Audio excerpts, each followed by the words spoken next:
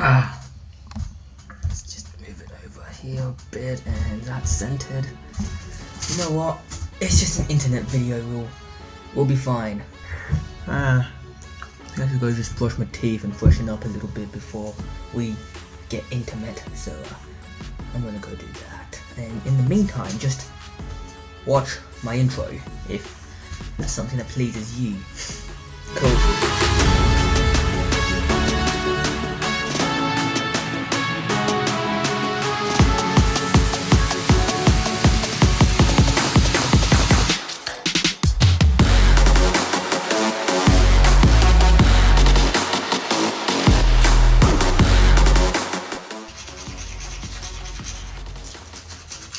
You know, I love brushing my teeth.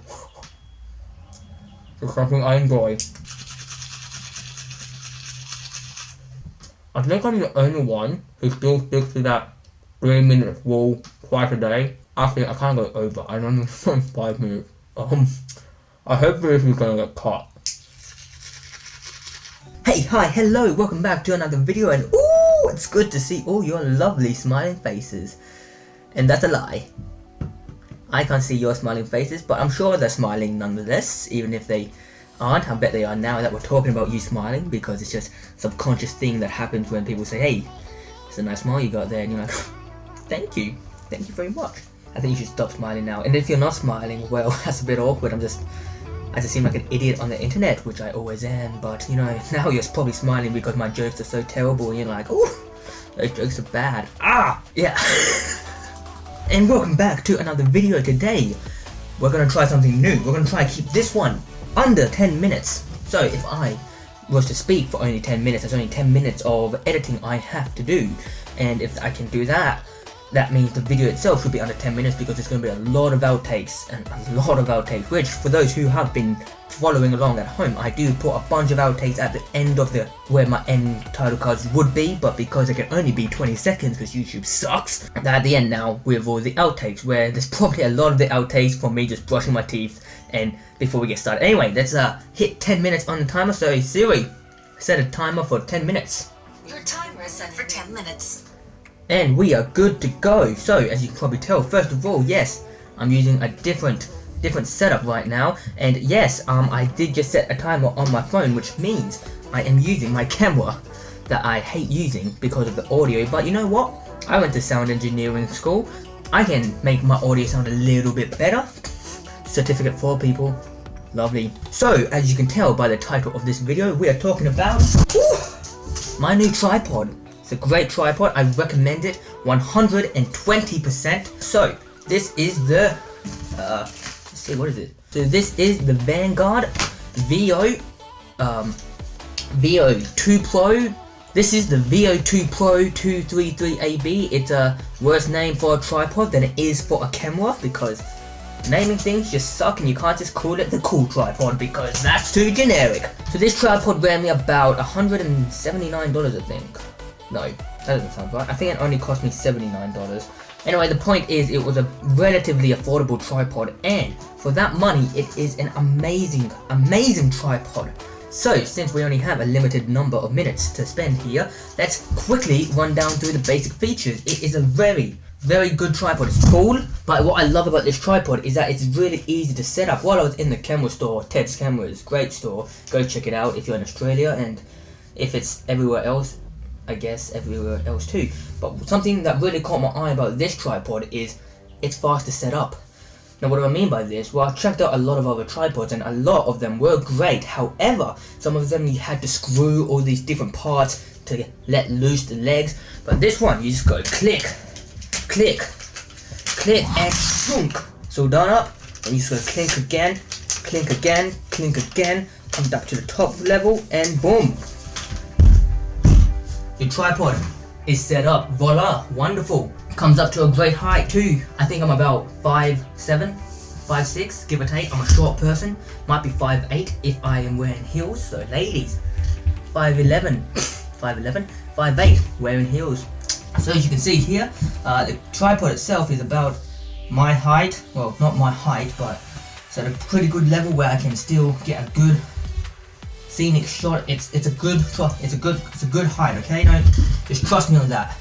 Trust me on that. So it comes with this plate, which of course you attach your camera to, and the camera can then be attached to the tripod. The only thing I don't like about this plate is how you reapply it. See, the Gorilla tripod and some other tripods just have like a little click method that you goes click and you can pull the tray out. I'll show you in some B-roll.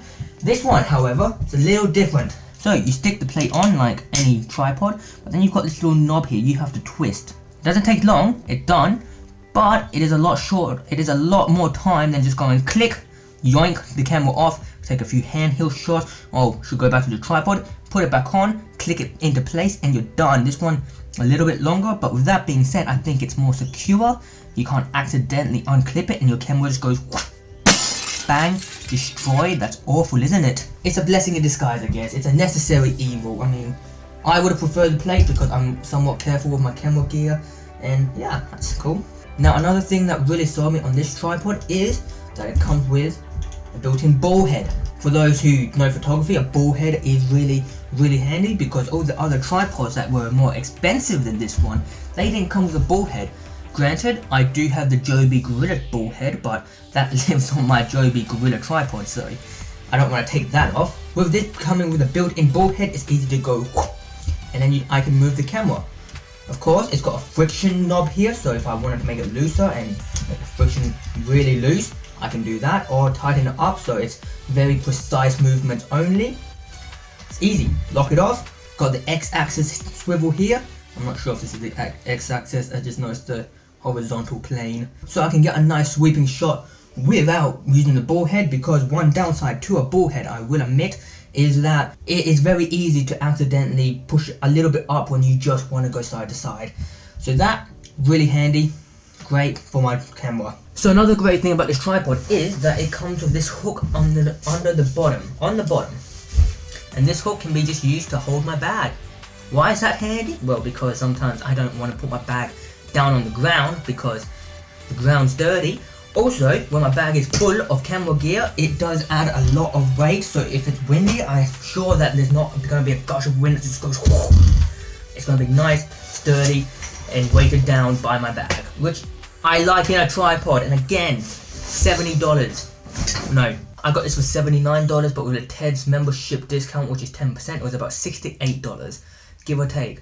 So $68 for this tripod, and woohoo, it's a good tripod. Now these legs here, they can extend outward. So if I'm on an uneven plane, I can extend the leg out a bit. The legs themselves have 3 different planes that they can be locked out to. So if I'll show you, you'll hear the click. It will go 1, 2, 3. 3 planes.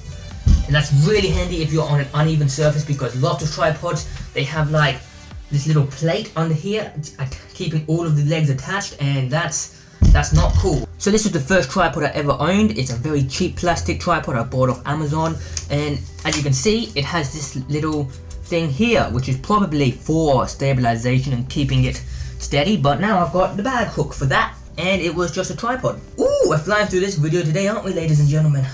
And that by itself would be worth the $68 I paid for. But it continues. As a monopod, it is also great for those who don't know what a monopod is. It's basically just a one-legged tripod. Of course, this isn't a true monopod, because a monopod would just be one leg with 3-pronged foot. This is a tripod that I just collapsed to make a monopod. And as a monopod, it stands very well too. Uh-oh. Well, there goes the timer. Well, hopefully we're still under 10-ish minutes editing. But another great thing about this tripod is that on one of the legs, it does have a grip, so it's really nice to grip here. And with that ball head, I can attach my camera and have like a stabilized rig, because it's just a lot easier when you're holding a camera like this, and you can get a lot of cinematic shots. I use that a lot, and all it requires me just to collapse all the legs, which is a lot easier thanks to the clip design, which I do prefer over the swivel. And that in itself is a really good deal for $68. And ooh, it also comes in this nice travel carrying bag, which is great if you don't have straps like my bag does, and I can just unclip it underneath the bottom. It comes with a carrying case, which is nice to know. And you can fit all its accessories and the tripod itself in there. And yeah, I said accessories, this thing comes with even more. Little goodie bag full of metal. So it comes with this bag full of stuff, through which I thought was kind of useless and I just wanted a tripod part. But I do carry this bag in my camel bag now, so that's an addition. I'm going to have to update my camel bag video soon. Joking, that'll come once a year. So we have an Allen key. Why do we need an Allen key? Well, because, to tighten anything if they become loose, but because you can also remove the ball head on this tripod. And it's got a simple 3 little nuts here, which only really take one turn of the Allen key. And with a few quick twists of the Allen key, you can take the ball head off, which means I can put this in the camel bag, and overall the footprint of the tripod has been reduced because this ball head is quite big. As you can see, it does add a little bit of height, which is a little awkward when I've got it attached to my bag and I've got the tripod sticking out that much. It's not that fun. I will admit that the way you take the ball head off is not my favorite. I would have preferred if it was just a simple twist off, and you can leave it at that. You cannot tighten the Allen key bolts at all, but because I'm very OCD about this sort of thing, I do tighten and loosen it every single time. And I will admit, if I wasn't to tighten it, it won't be as secure, just because those bolts are digging in to the bottom of the ball head. As you can kind of see there, it leaves marks, and that's just to make sure it's nice and secure. That's the first feature. But the second feature is that this whole rod can come out like this. If I was just to go whoop, take that off, I can take the whole thing out. And you're probably wondering, why would you ever want to do that? Well, that's because if I was to go put it in back the other way, I can take off the hook here. You have a more shock resistant, shock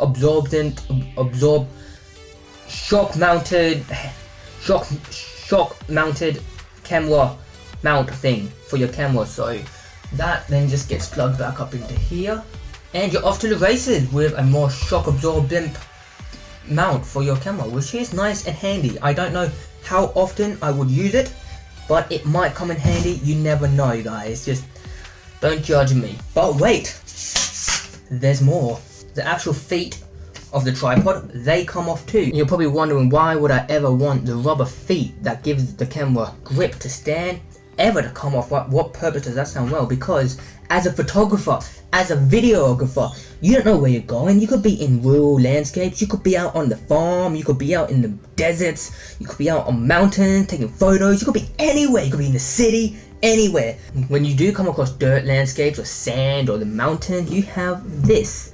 Yes, people, that is what it looks like out of focus. It is a little spike, I guess, you can attach to your camera, and I hope that me just doing this and making my camera wobble a lot doesn't affect the video too much. And of course, you can take off all 3 of these and reattach this nice prong here, and you can dig that into the dirt, and you've got an even more stable tripod. And ooh, $79, guys. I'm just saying, for that price, it's pretty good for what you're getting. And that, people, is my new travel tripod. Actually, it's my only tripod I am going to be using, because it is such a versatile tripod, and I love it, and I wouldn't mind just sitting in that chair right now. Okay, so that was my thoughts and feelings of my new Vero 2 Pro 233AB tripod. Again, dumb name, but hope you guys enjoyed, learned something new about this tripod, and I do highly recommend it. Oh, by the way, hashtag not sponsored. Almost forgot to mention one thing. It comes with a cross thread, in case, I don't know, your camera has a thread that's wider or something. Good to have a cross thread all times. And it's one of those cross threads that you can just stick like a knife or a coin into there and you can loosen it. Very handy cross thread. And that was today's video, guys. Hope you enjoyed. Like, comment, subscribe. Hate saying that. I mean, you know how to use YouTube. If you want to see more, you subscribe. And thank you for watching. You'll see me in the next one. Good to see your smiling faces one more time.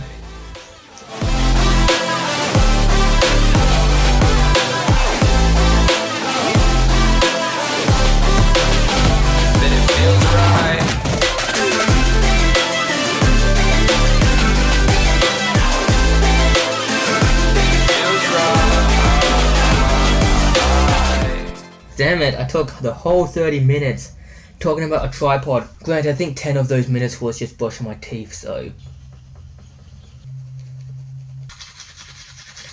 Do you need a minute?